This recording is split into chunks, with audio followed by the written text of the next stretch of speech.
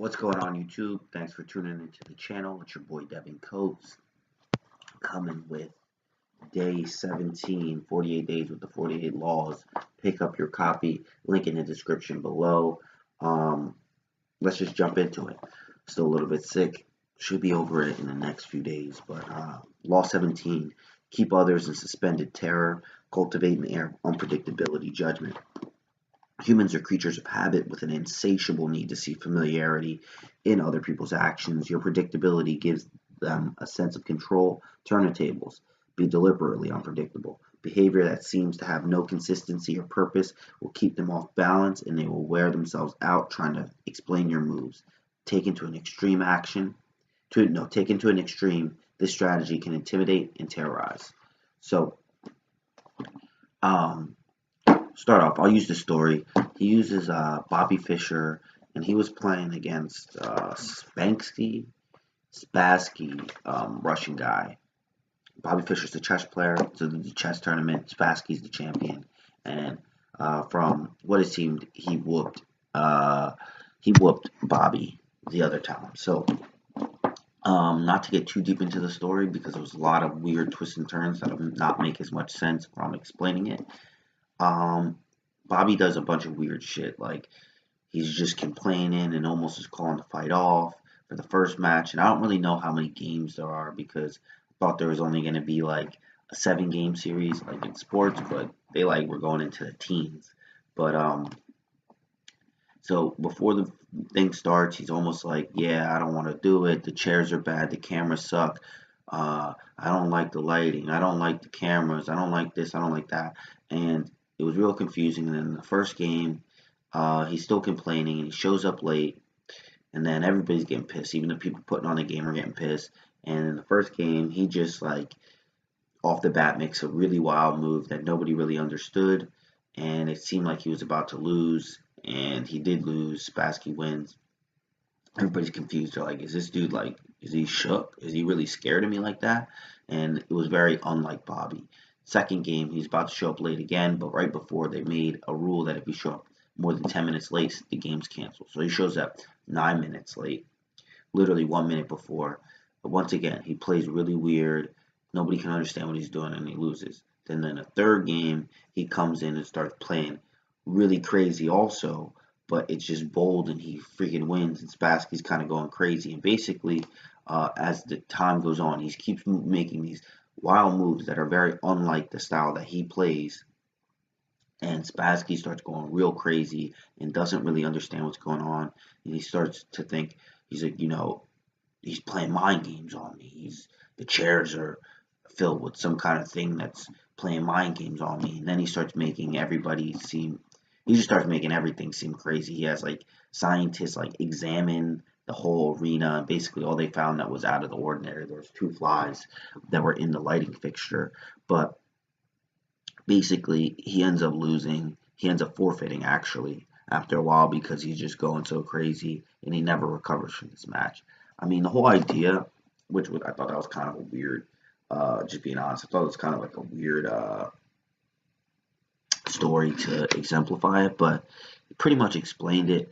But the whole idea is that people have a need to, and it kind of goes with this psychology that's running through the book. People have a need for the familiar, and they can't really know what you're thinking, but they want to feel like they do, so they'll fill in the holes.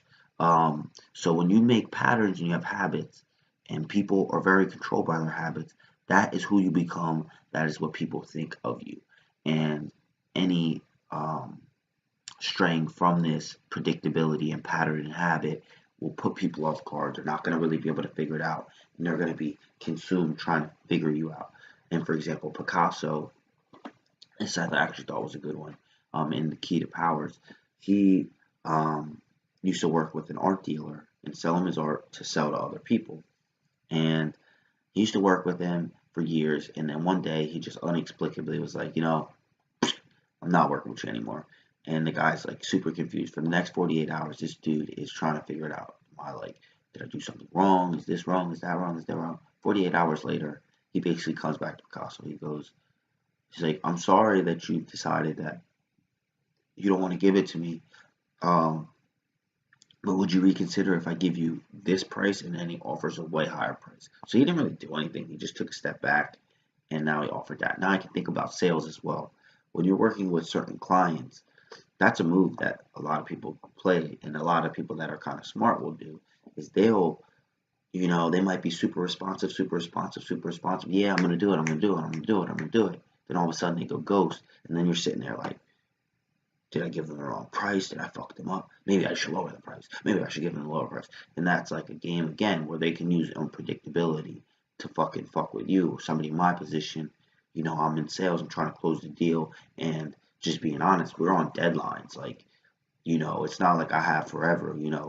The consumer, they can make the choice this year or next year, and nobody's gonna be pissed at them. For me, it's like if I told like my people that like my boss and shit that it's coming in this quarter, they're expecting it to come in this quarter, and I have a lot of pressure on me to make it come in this quarter and not this quarter, next quarter, and if it's not coming in that quarter, I need a fucking answer about what's happening with the account.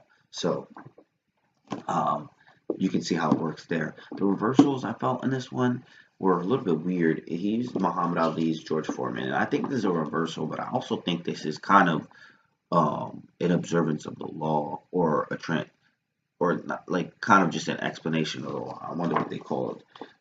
Well, yeah, it would be an observance of the law from Muhammad Ali's perspective. So Muhammad Ali, George Foreman, everybody probably knows this story, especially if you're from America.